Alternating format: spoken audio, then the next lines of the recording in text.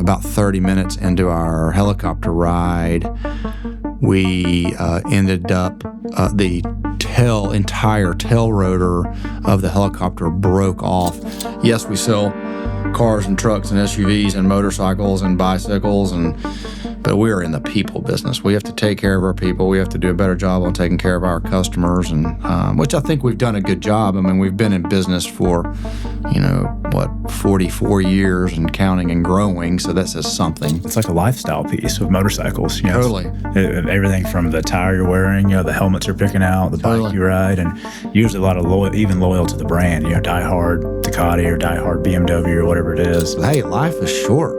The good Lord gave me a second chance at this thing called life. I'm not going to approach it or live it the same way I lived it prior to that crash. Our main goal was to, especially through COVID, which is the most recent, hurdle we had, we really tried to keep our employees in work, whether it was every other day or every couple of days, but still employed in our stores. We might have taken some pay cuts. We might have, figured it out how to financially take care of everyone, but we kept everybody there.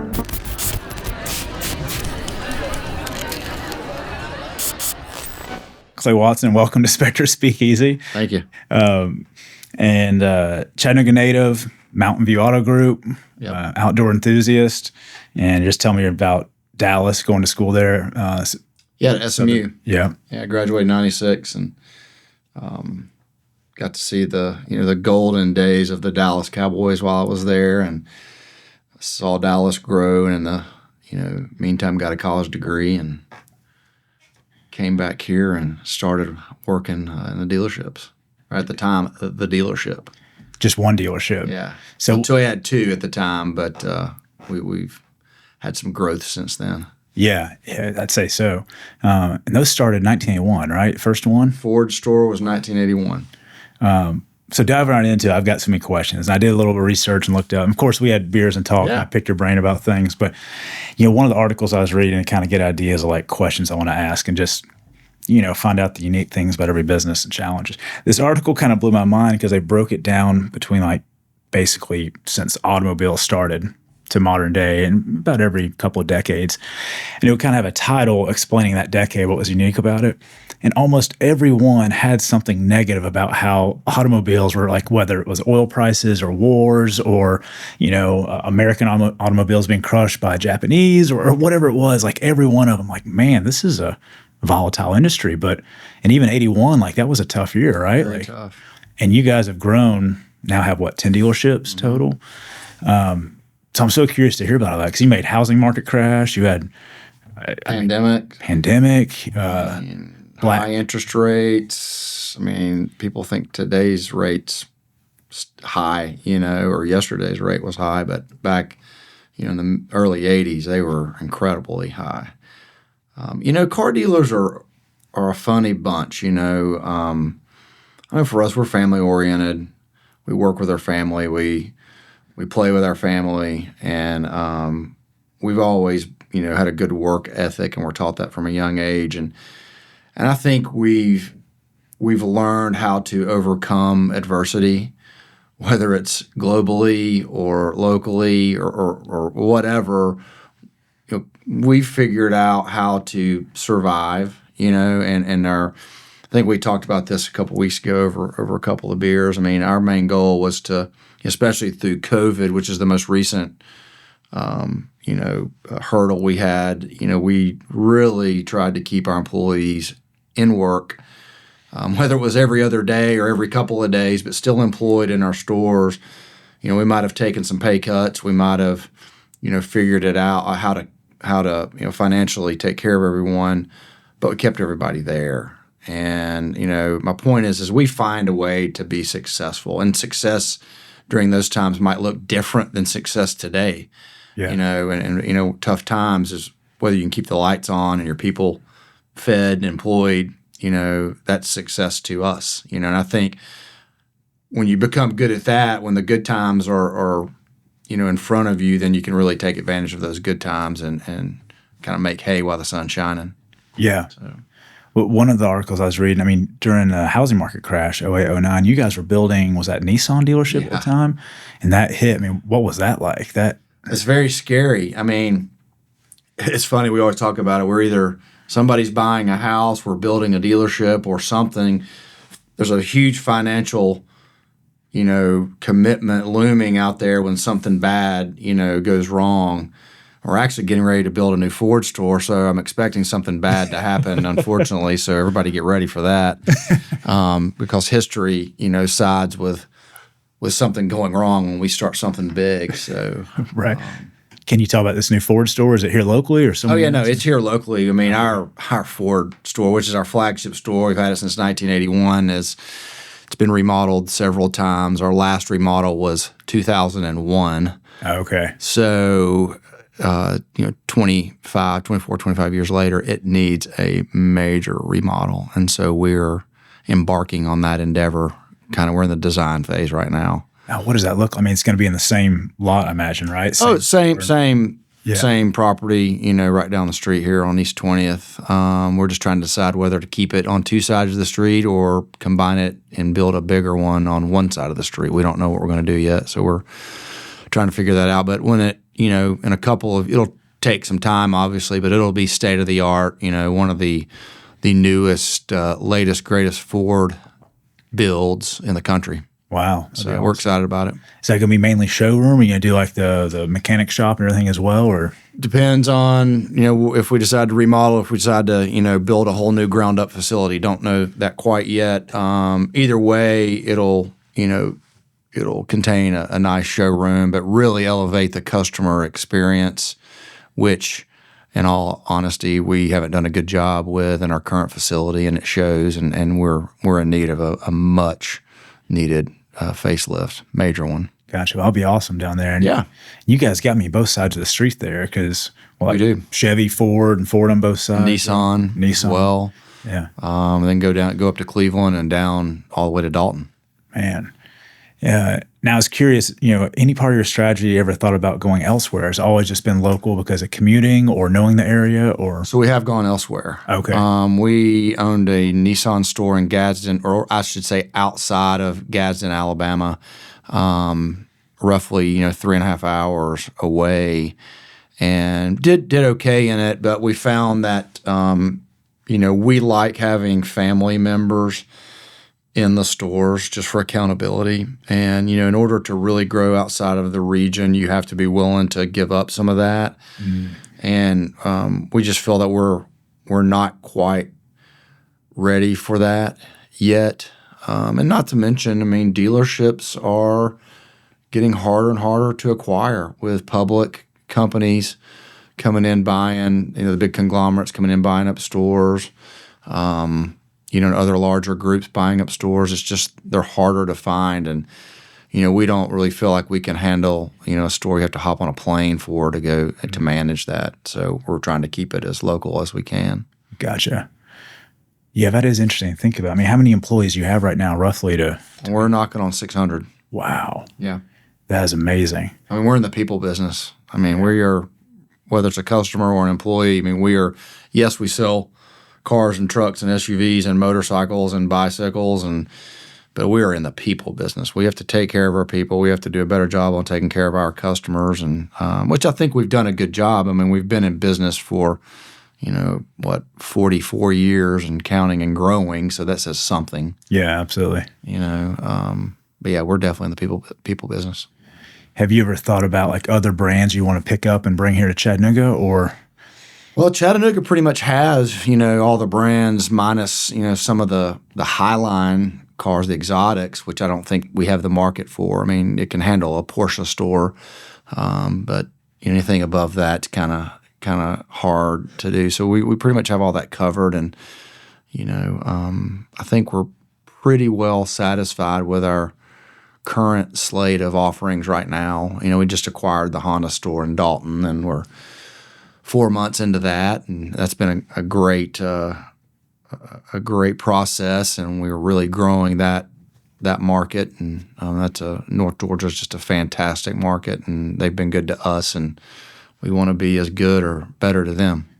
I mean, it's a perfect spot. I mean, I feel like now you drive to Atlanta, it's hard to tell the difference between Chattanooga and you hit Dalton, you're pretty much Alpharetta. I feel like, it's all You're blending right. together, Yeah. So it seems like a good spot for it. Growth is coming, is heading north, Yeah.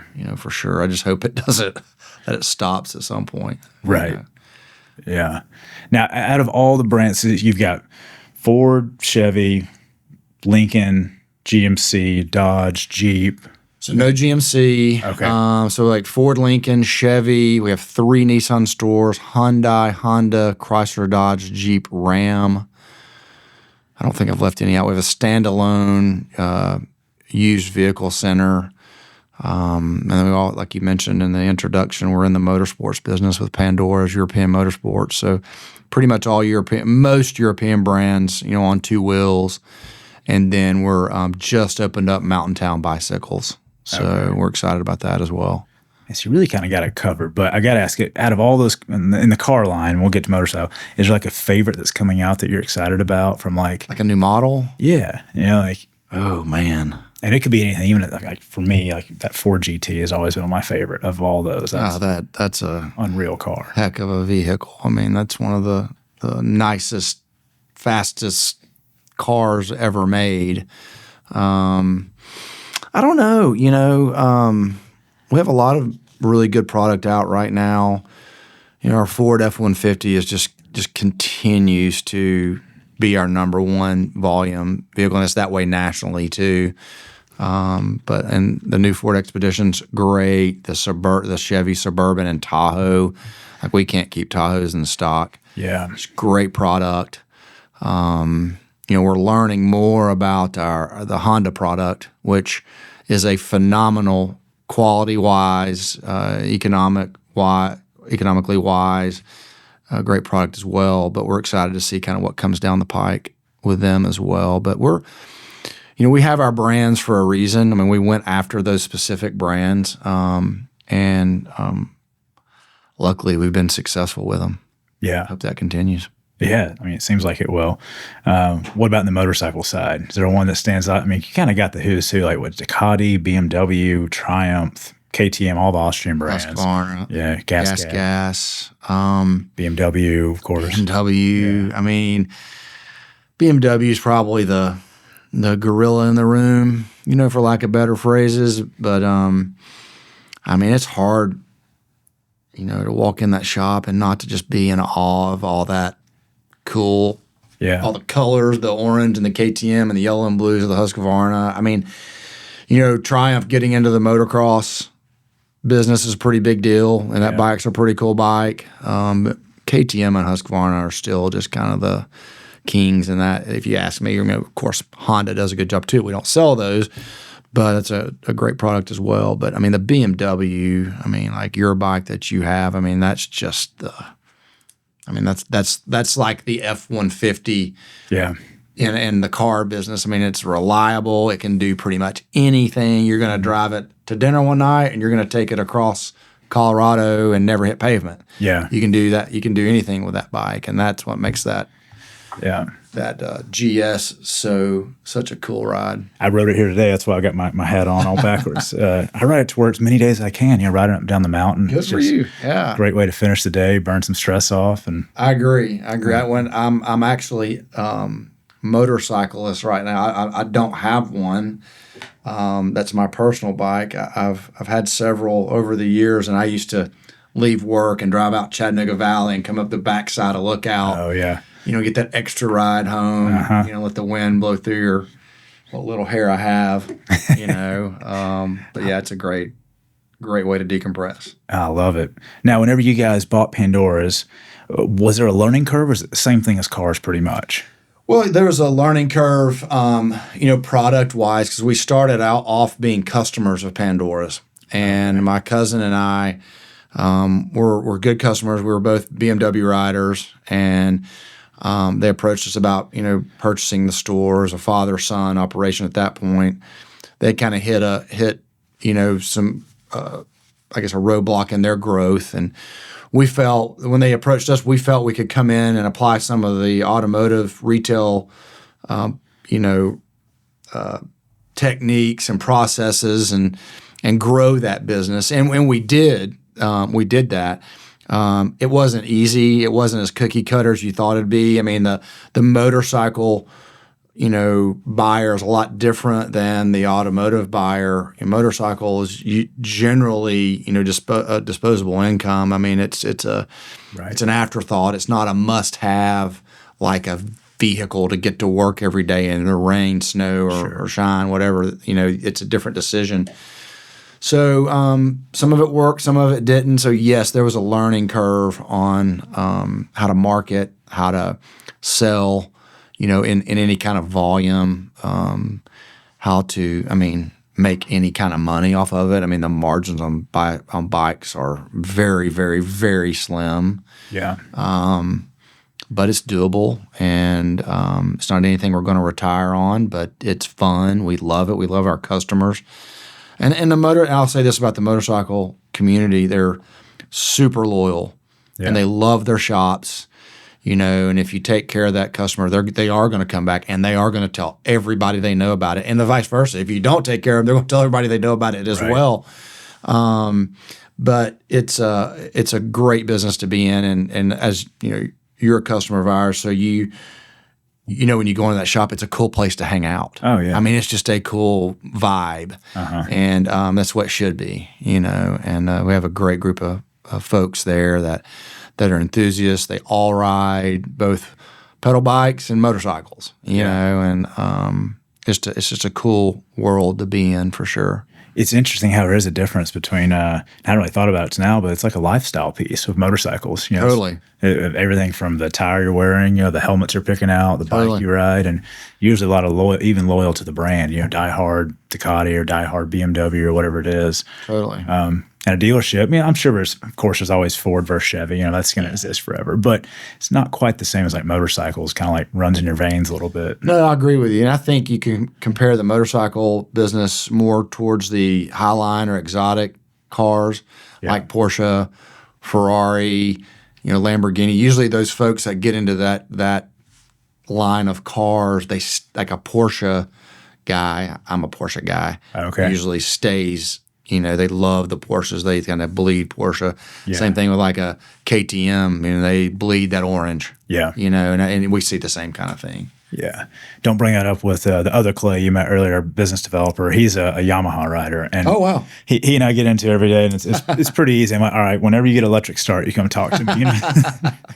But he came out and rode with us last week. He rides, Yamaha makes a great bike. Great bike. Especially on the track, but it's so bizarre how, I'll get into the weeds on this, but how they haven't really built a great woods bike like the Austrian brands have, like KTM and Husky have like an electric start and a larger stator for headlights and fans. And they've kind of made a motocross bike decent in the woods, but you still got a kickstart. And, but it seems like they're catching up. I don't know if you follow hard enduro at all, but Cody Webb they brought over to Yamaha, and he's kind of had a hard time with it. I think maybe it will help the brand. I'm curious to see if they come out with like a 300 two-stroke in the next few seasons.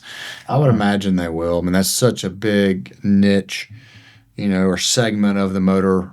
I keep calling it motor, but the off-road biking motorcycle world. That surely they'll get into it and come up to snuff with the KTMs, the Huskies, and the Hondas of the world. So they had a buddy of mine's in R&D at Yamaha. Used to ride mountain bikes and dirt bikes with him quite a bit down in Atlanta area, and he randomly reached out and said, "Hey man, you mind if I bring some Yamaha engineers up just to look at your garage and see how you're setting up your bike for hard enduro?" And I was like, "Yeah, come on up." He shows up with a van, and there was like 10 guys, and I still got a photo somewhere. This is like 2 years ago. And of the 10 guys, I think 2 of them spoke English. The rest, they're straight from Japan. They flew them over. Wow. And then I connected with a couple of my buddies that ride and race hard enduro. Yeah. But they wanted to look at like the amateurs that are still pretty diehard doing the races and figure out, I think they're reverse engineering. Like they want to see what tools I use, like tire selection, suspension setup, and then like, prep for a race. So that was 2 years ago. Then they hired Cody Webb for this season, to race the Yamaha. So it's interesting. Be curious to see what they do. That tells me that they care. Yeah. Usually you don't go to that kind of trouble if you don't really want to, know what's going on out there in the real market. The Cody Webbs of the world are one thing, but Sam Sylvies of the world are another thing. Amateur, very good, awesome rider, They want to see what's going on in your garage. That's awesome. That's cool. Yeah, it'd be, you'd think with Yamaha they could spin it up real quick. And I don't know why they haven't done that, You'd be surprised on, I know in the auto industry, how long it takes to bring something to market. Not only just through red tape and regulations, but just to get it from concept to the pavement. It takes a lot of money and a lot of time.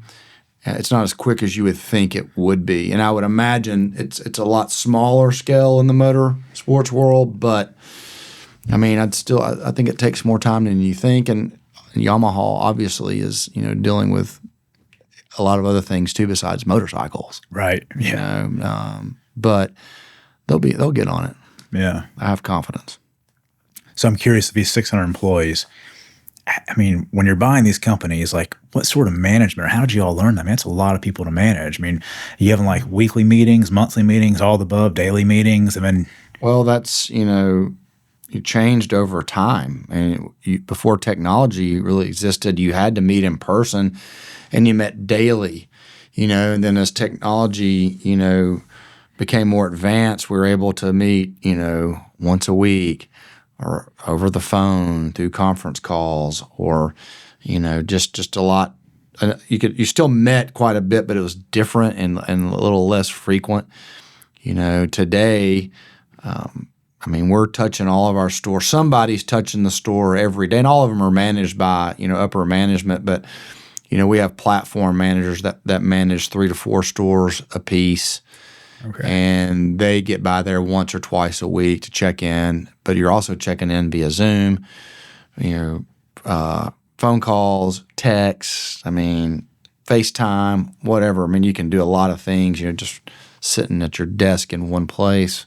Yeah. Of course, nothing substitutes in person, but we're able to touch those folks, more often in different ways and stay on top of things. We're very analytical. We look at a lot of numbers. We look at numbers every day. We forecast, we track. We're on top of problems immediately. In the old days, it used to take a couple of days to really realize that something was going wrong in a certain department. And so it took you, by the time you realized it and you were able to fix it, it might be a week. Well, a week, that's a lot of opportunity missed. Now we know in minutes. We can pull up reports, we can pull up averages, we can extrapolate them out over, the month or the quarter like that and get on top of an issue and correct it, and, hopefully benefit from it. Yeah. There's a lot going on there. I'm just thinking as a small business owner myself and coming out of COVID, and luckily we don't have any inventory to worry about here. Right. It's just labor. Right. Of course, we got hit hard because a lot of our accounts couldn't stay open, and first thing cuts, marketing, advertising. But you guys had, that's kind of an unforeseen COVID. Obviously it wasn't like a recession or a depression or a crash. Like all of a sudden COVID's here. You got inventory across multiple dealerships. And what was that like? That had to be pretty chaotic, Very chaotic. We really, so I'm in the 3rd generation of owners in the Mountain View Auto Group. So there was my grandfather that started and my father and my 2 uncles that represent the 2nd generation. No one had ever seen anything like COVID, and that speaks true for everywhere in the world, for the most part, especially the United States. So we really didn't know what to expect. So there were some scary, intense moments when you're sitting on, Ford store could have $19, $20 million worth of inventory. It did back then. We've gotten better at managing inventories as a result of that. But $19, $20 million of inventory in one store, multiply that at that point, I think we had 8 stores. That's hundreds of millions of dollars that you're paying interest on that we didn't know if we were going to have to shut down, put yellow tape across the doors, and be closed for 6 months. We did not know. Yeah. Nor could we ever forecast the fact that COVID, barring the awfulness of the disease or the virus and the people that suffered from it, was going to turn into an unbelievable retail wave of just great sales. The supply and demand was, obviously in the manufacturer and the dealer, the seller's favor. we had no idea that was even remotely possible. Yeah. And that's kind of a lot of people today that are selling dealerships that are ready to get out. COVID kind of made them stay in because all of a sudden business got pretty good. Right. They're making a little bit more money. So, hey, we may give this another shot for a couple more years. Well, now they're figuring out that it's reverting back to, or has reverted back to, business as usual. And if you haven't changed your ways or gotten, up to speed with technology, they've decided they wanted to sell. Well, they're using like COVID numbers for their valuations, which, really overinflates values. And Right. you kind of have to look at what they're doing pre-COVID and kind of figure that out. And I hope that answered your question. I kind of thought I forgot what it was. Yeah, no, I've been talking so much. All of that's intriguing to me. That's what I was curious about because that was such a spike, and then money got so cheap, and loans got so easy to get, and everyone went on a spending spree, homes and recreational vehicles and cars, trucks, everything. But then I've also seen the opposite where friends that are in like small bike shops and other stuff, like they had great numbers, but they also had a challenge. They couldn't get inventory too. Yeah, very much so. Once it caught up, if they were a little late to that demand and money is, now they're stocked with inventory, some like last year. I don't know about you, but if you're driving around different parts of the country, like the RV lots are just packed. I'm like, what are they going to do with that? Because now everyone's trying to get rid of them. And that much inventory sitting there, which I guess they're paying interest on. And who finally has to, I guess the dealership's on the hook for it, right? Like totally. It's not the manufacturer. Well, the manufacturer will you're right. They're not on the hook for it, but they have to, those manufacturers make money when they're producing vehicles.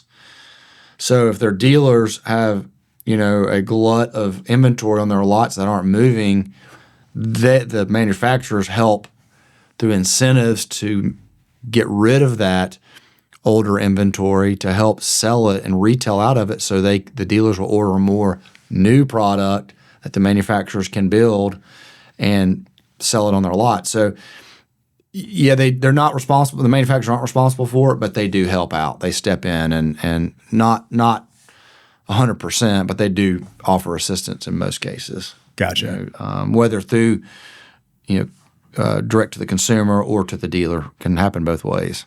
Gotcha. Yeah. Okay. And with you saying like business kind of getting back to usual, have like the tariffs affected you all on certain like foreign brands? Or we haven't seen it here.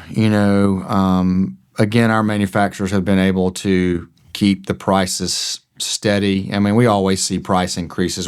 All of our products have a price increase, once a quarter. And but we haven't seen anything crazy to where it's affected our pricing per se. We've seen some parts delays, and we're still seeing some of that, believe it or not, from COVID. It's hard. It's harder and harder for some reason to get parts, regardless of what manufacturer you're in. So that's been an issue, and that causes backups in service departments, where that's a great profit center for us. We fix people's vehicles, and if you don't have parts to fix it, it's kind of tough. Is that the main source of revenue? Is it more on the service side versus new sales, or no? It's fairly evenly split. Between fixed ops like our parts and service, used vehicles, and then new. Just depending on which manufacturer you're with. We have some that you may lose money on new. Believe it or not, dealers do lose money. I know people don't believe that, but they do. Right. But they might make it up on other areas. Within the store. And so it just depends on what it is and where you are. Gotcha. Okay. Whenever you're hiring those mechanics, I guess there's schools you're going to, like 2 actual schools to get trained by the dealerships. Yeah. And then, okay. So, and those are usually manufacturer-specific schools. Okay. Ford does a great job with their tech training program, and probably the best out of any of the franchises that we have. One thing we face as Ford dealers are other manufacturer dealerships coming after our techs because they know they're trained so well. And we, me as the dealer, I front that cost, to the technician and their education. And, whether they go off to Atlanta, Kansas City, Detroit, and come back, certified, and they're required, to maintain certain levels of training as well. We pride ourselves, especially at the Ford store. We have several. I don't know the exact number, but we have one of the largest populations of master mechanics of anywhere, and that takes a lot of time, a lot of money, mainly on the dealer's part. But the work and the effort that the technician themselves have to put into to obtain that recognition is huge. It's usually they get paid more money, they can do jobs more efficiently, but they're a wealth of knowledge, and to hold on to that, is key for dealers. So technicians are a very hot commodity. I don't care what.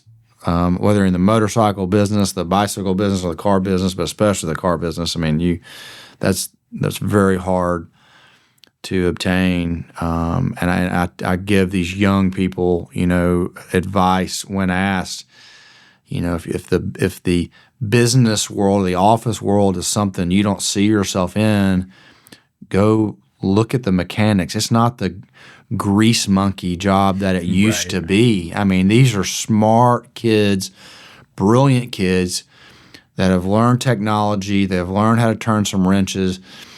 They're not getting dirty like they used to.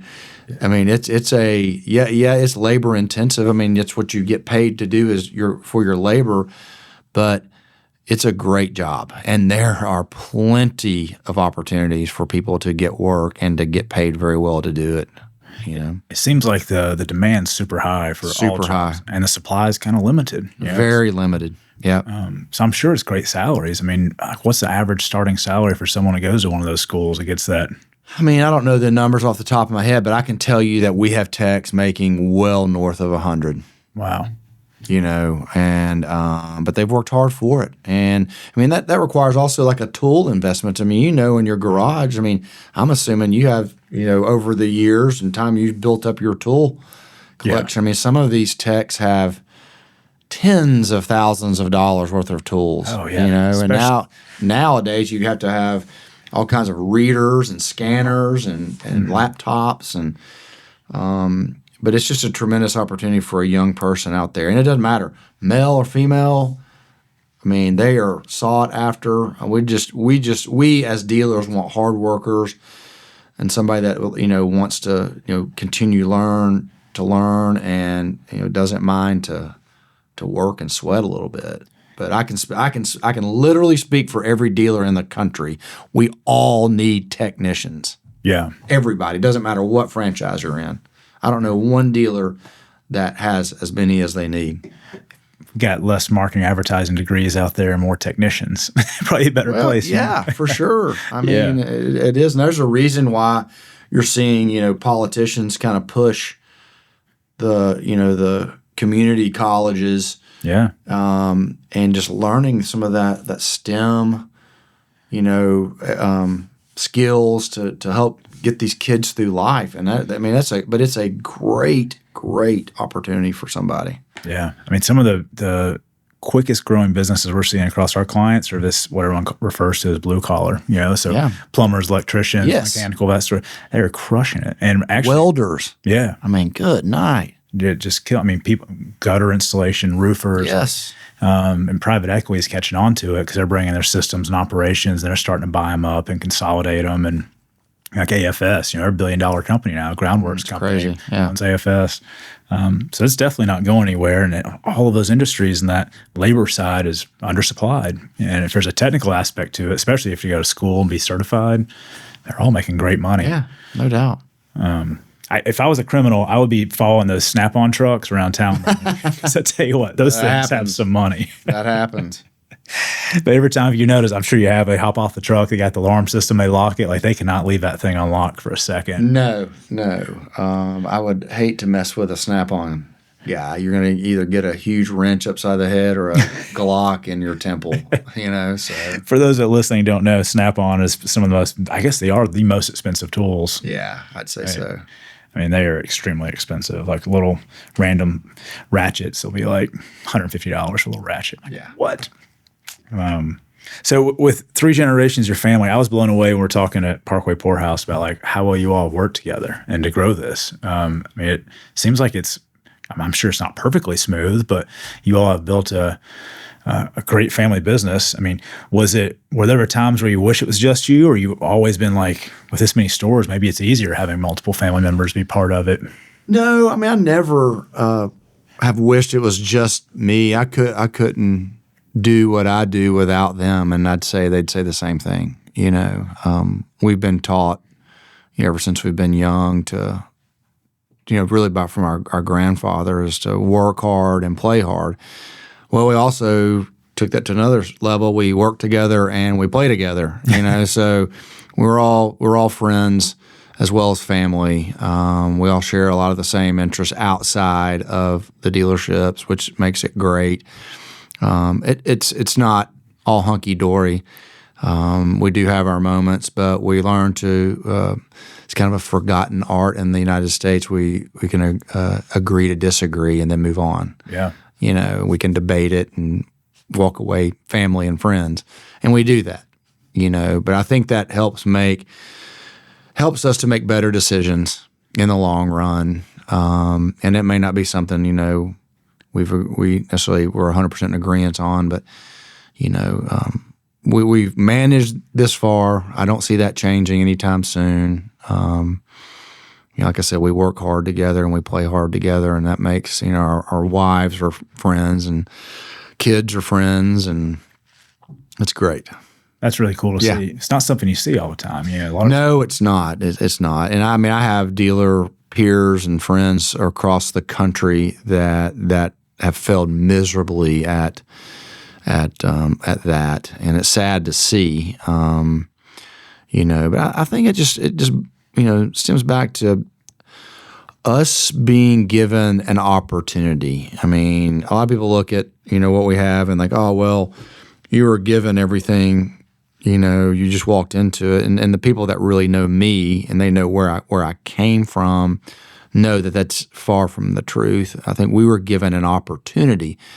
I see opportunity squandered every day. Yeah. I did not squander my opportunity. I took advantage of it. I worked hard. I rolled up my sleeves. So did my cousins, and some of them are still doing it. I mean, working hard every day. And I think that helps kind of. Not only do you appreciate your job more, you appreciate each other, and then your employees who didn't start off your employees. You were one of the employees at the time, and now they may be working for you as the dealer principal. I mean, you gain respect from that too. They know that I changed a tire. They know that I walked out of there, covered in oil because an oil pan leaked, while I was under the car or whatever. Yeah. They know that I was. Moving cars in one of our annual downtown floods, and so that helps a lot. But no, the family dynamic's been great. I don't think I could. I know that I could not have done it on my own. No, do people do it on their own? Every day. For the Watson family, that hadn't been the case, and we're proud to, call it a true family business. Yeah. I think just my own opinion, like the first generation being a family business, I could see that. Like that's still challenging. But then to make it 3 generations, it's still a family business and having multiple people, and that's really, that's impressive. Really awesome to see. It is. I mean, we're blessed for sure. I mean, my dad reminded me, ever since high school that the second generation or the third generation was the one that always screwed it up. So go to class, make good grades, get your degree, and do all this, do that, and then he'd tell you that again, and again, and I get it, but that's not happening on my watch. Do you think that helped you keep from doing that? Him saying that, or was it? Oh, no doubt. Yeah, I was motivated to prove him otherwise. Yeah, he was motivated to make me think more about it and do a better job. I knew why he was telling me that, but statistically, that's true. It's just not true for us. Yeah. So we did the opposite. We grew it. Yeah. I mean, 10 dealerships now. So yeah. And to survive COVID and all that too, and come out stronger, it seems like. We definitely came out stronger and better operators. I mean, I think I told you the other night, barring like a nuclear war, I think we can we can survive just about anything, and Yeah. hopefully we don't ever have to face that. But we're pretty resilient as a result of being tested and COVID and the mortgage crisis and all that, and 9/11. I hadn't even talked about that. Oh yeah. Yeah. But yeah, lucky. I mean, you mentioned resilient and talking about family and all that, and you told me this story the other night, and actually I told a friend of mine the other day about it. I mean, you mind talking about that at all, about the down in, was it Hawaii, right? Oh yeah, I don't mind. Where do you want me to start?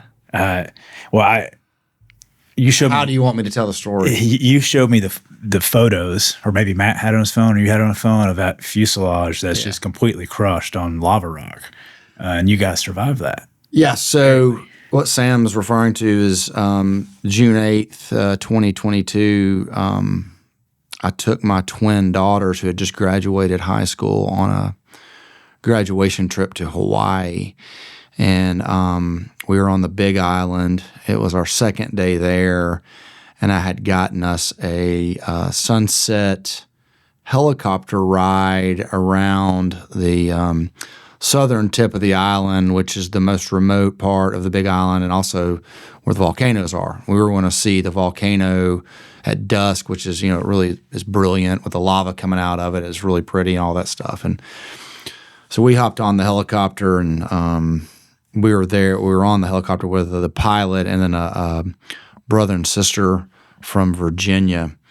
And about 30 minutes into our helicopter ride, we ended up the entire tail rotor of the helicopter broke off in mid-flight, and we were about 1,500 feet above an ancient lava field, and we immediately turned upside down. By the grace of God, we flipped back right ways and started to, obviously go down very swiftly to the ground. I pretty much at the time knew it was over, and it was a very, very, very tough moment. No doubt about it. When your life is about to end. And we crashed in this lava field. Nobody remembers the crash, but by God's grace, we survived it. We did. One of my daughters was in the co-pilot seat. She was partially thrown out, and we did have to lift the fuselage off of her to get her out. And she suffered, a broken back. Her liver was lacerated, shattered ankles, and some really bad lacerations with that lava rocks like glass. The pilot was basically the same way. We had to pull him out as well. It took 35 minutes for the search and rescue to reach us. We're in the most remote part of the Big Island of Hawaii. So they came and got us. They had to fly in to get us because they couldn't reach it by foot or by vehicle or ATV. But we all survived it. We ended up spending a month in Hawaii as my daughter was recovering in the hospital there. But no, it's one of those things where, you take your life for granted until it kind of almost ends in front of you, and I came out of that with a couple of things. One, I always had strong faith, but yeah, something like that, strengthens that like you can't imagine. So I know it was a God thing. I saw that day for sure, and I saw it in the recovery of my daughter. The other thing I realized was, hey, life is short. The good Lord gave me a second chance at this thing called life. I'm not going to approach it or live it the same way I lived it prior to that crash. And so I just basically drew a line in the sand. I called my partners and I said, look, hey, I'm still in it. I'm still in the business. I'm still going to make some decisions, but I'm not coming back to work like I thought I was beforehand, because I'm gonna live this life that I've been given, this second chance. And so at the time I was divorced, and I was a single dad, and a couple months later, I met my now wife, who was a true blessing. My kids got to go to college, or went to college. Kennedy went to college in a wheelchair, but did great and is resilient and doing awesome today. But I spend my time playing hard because I've worked so hard for 30 years in the business. So I travel a bunch. Like you mentioned, I'm an outdoor enthusiast. I'm climbing mountains. I'm fishing all around the world.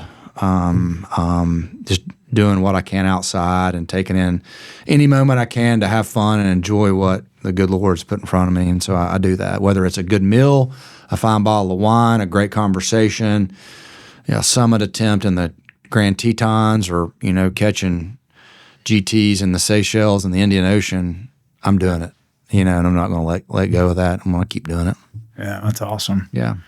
I'm so curious on that. I mean, 1,500 feet to the deck, that's a little bit of time, right? I mean, how quickly was that? More than 5 seconds, 10 seconds? Yeah, so we were trying to figure that out through the FAA and the NTSB. We did multiple interviews with them. And the only thing I can remember is I started saying the Lord's Prayer and I did not finish it. Okay. So, if you want to, for those that are listening, you can look in the mirror and say it, and I can't remember where it stopped, but it was pretty quick. Yeah. But it was just so surreal. And one of my other daughter, Clayton, I was sitting with my back to the pilot, and I was looking at her. So she's looking at me like, Dad, do something about this. You're our dad. Mm. You're supposed to protect us, because you're Superman, Well, there's nothing I did. There's nothing I could have done, Yeah. In that moment, when there was stuff that happened when we hit the ground that, how we did that, I don't know, but we found strength and courage to do it. But it happened pretty quick. That's had to be a wild feeling. You can't. It's hard to describe.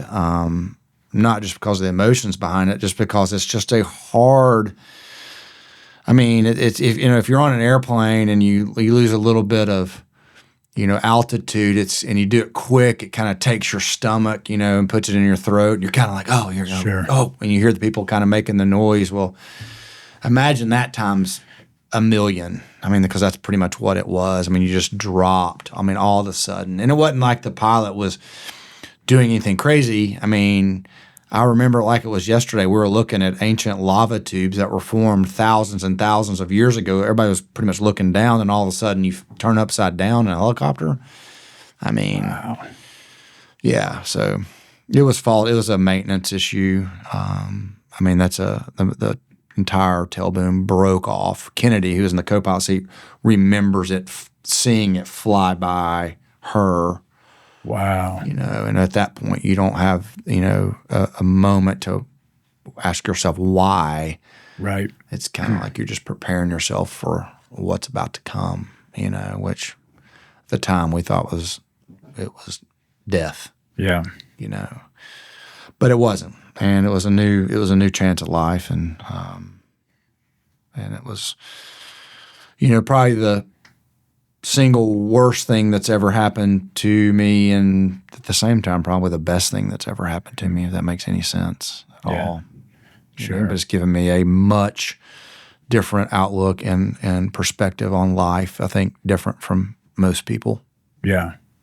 There's a lot of studies behind the people that have those near-death experiences. They'll follow them for decades afterwards, and they typically live in these studies happier, more fulfilled lives, with more faith and everything. So it seems like that's totally. Exact same thing. I used to have a short fuse. I used to, get angry at the drop of a hat, and I just don't get bothered by that stuff anymore. It's not worth it. Right. At all. Do I still get frustrated at times? Yeah, I'm learning how to play golf right now. I get frustrated all the time. But I mean, I don't get worked up on things. It's life, you know. Good Lord has a plan for me, and I know that, and I'm okay with everything that He has in plan for me. So far, it's been fantastic. Yeah, And I love Him for that. So, but no, it was an interesting experience. That's kind of one reason I'm probably not. I came home after that and sold all my fast motorcycles. I wasn't into speed at the time, and yeah, makes sense. so I'm kind of gradually getting back into that. Yeah. What about your daughters? How are they doing now? Great, they're doing well. They're seniors at Texas Christian University in Fort Worth, and Kennedy, who was severely injured. She's had a couple more surgeries, has another surgery to go, but you would never know it by looking at her at all, other than some, her scarring from the lava rock. But even still, it's hard to see. But both of them are just awesome young women. They're resilient. They're kind of the same way. I mean, they just it made them better people. Not that they've been beautiful, great, good-hearted young women forever. But I think they're better as well, But health-wise, they're both doing great. Oh, that's awesome. Yeah, it's truly amazing. It wasn't easy for any of them. I mean, we were all treated for PTSD. I mean, we all still, we're not slowing down. We're still traveling, but flying's a much different experience than it was prior to that. So we have our moments when it comes to that, but other than that, we're still moving and shaking.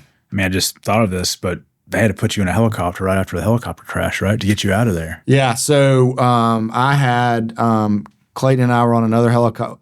Everybody had to get evac. We're evac'd by helicopter.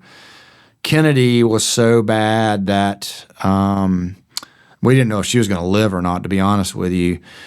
So they evac'd her off that initial site to a, I guess, kind of a little, what would you call like a triage site in a parking lot several miles out of the lava field, the closest they could get by car. Determined that she was bad enough to where they needed to evac her again in the helicopter to the Kona Regional Medical Center, which is a small hospital.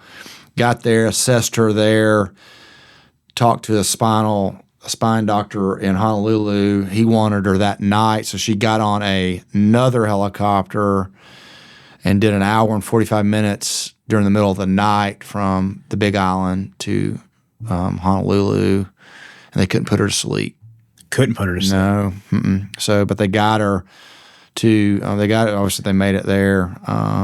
But she had 3 more helicopter rides after that crash. Did she? I had one. I mean, I'm sure she was, both of you are probably rattled, right? Adrenaline. Everybody was rattled. Clayton and I, I think finally made it back to the hotel room like at 4:00 in the morning. And we had a flight to Honolulu like at 7 that next morning. And, we're like the Walking Dead, pretty much. So that first flight, even on Aloha Air, it was like a 45-minute plane flight. It was the scariest flight I've ever been on in my life because I just got off a helicopter crash. I didn't know, I didn't trust anything mechanical anymore in the air. So any little bump or anything like that was pretty nerve-wracking. And and I knew at some point we're on an island, so we had to get to the mainland somehow. So a month later, we were flown back in a medical jet. And as you can imagine, that was very nerve-wracking, But again, we're still flying. We're still living life. We're still traveling and seeing the sights. So, man, I'm glad you guys survived that. That was a hell of a story. I'm glad we survived too. Yeah. Yeah, it's pretty weird when the FAA and the NTSB both say like, hey, we don't ever get to interview survivors from helicopter crashes, ever. Wow. Especially in Hawaii. And all of you survived. Pilot survived too? Everybody survived. And the pilot and Kennedy then they barely made it. I mean, they were very, very, very messed up. And the other gentleman and I that were on, the young man and I that were on the helicopter evac'd the wounded off there and got them away from the fuselage we thought was going to blow up at any time, Oh, yeah. While my other daughter and the other young lady were busy trying to communicate with emergency services, to coordinate some sort of, rescue attempt. So, yeah. But everybody survived, but they were both in very bad shape. Yeah. Extremely bad shape. So that said, you got some more trips coming up. You got a flight. Yeah, I'm flying out of here Saturday morning for a business meeting. And I flew. I just took a honeymoon this summer and went to Europe for a couple of weeks, and we flew, there and back. And I've flown all around the world afterwards. It's not the best experience for me, but again, if I want to live my life and do the things I love to do on this world, I know I have to travel, and it's just something I'm dealing with. I use music and meditation, prayer to get me through some of those flights. But I'm still doing it. I'm not going to let that hold me back. Yeah. Hey, the good Lord had a good chance to take me. Right. He had a perfect opportunity, and for some reason, I'm still here. Yeah. And I don't think that's how I'm going to go out. And I have to keep reminding myself, of that. Right. Now, you mentioned earlier, I'm curious on the, you like to fish, talking about the outdoor enthusiast stuff, and you've got one coming to Argentina, right? Correct. You're going to Patagonia area? Yeah. What kind of fish are you going for down there? So we'll be trout fishing down there, just like we do out west here. I mean, brown trout and rainbow trout, fly fishing. We're going down there, which, fishing in Patagonia is a lot like fishing in the Rocky Mountains in the American West. It's beautiful. Yeah. It's fantastic. They have, it's just super wild. I mean, you see some cool mountains, some volcanoes. The water's really crystal clear and clean. You see flocks of parrots flying around. That's so you wild. see wild quail walking down the banks. And it's just a really special place. So we're going to head down there, in December when it's their summertime. Okay. It's winter here, it's summer down there. Yeah. So that'd be awesome. I look forward to seeing some photos of that. Hopefully some big fish too. Hopefully you'll get to see some big fish photos. That's the plan. I've heard some guys throwing like on the fly rod, like little fake mice, getting some big fish on that down there. So yeah, the right time of year, that can be really productive, and they do it predominantly at night. Oh, and really? The big browns come out. Okay. And we'll eat those, and that can be a riot. Yeah. I mean, crazy. Yeah. How big they get down there?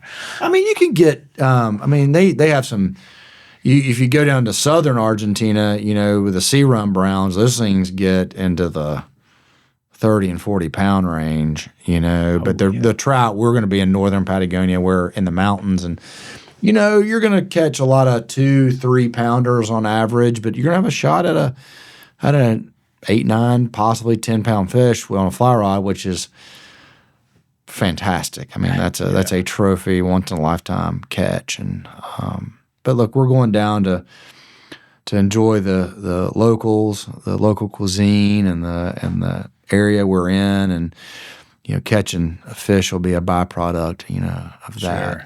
But I'm still hoping to catch some big ones. So. Hell yeah! Yeah. Are you taking multiple weight rods? Do you have a guide that has multiple? Because both. I mean, we'll take 5, 6, 7 weights, and then they'll have plenty of gear for us there as well. So those rods can handle anything those trout throw at us. Okay. Yeah. So that'll be a fun trip. We're looking forward to that, and I'll hit the Florida Keys prior to that, doing some saltwater fishing, like for permit and bonefish, and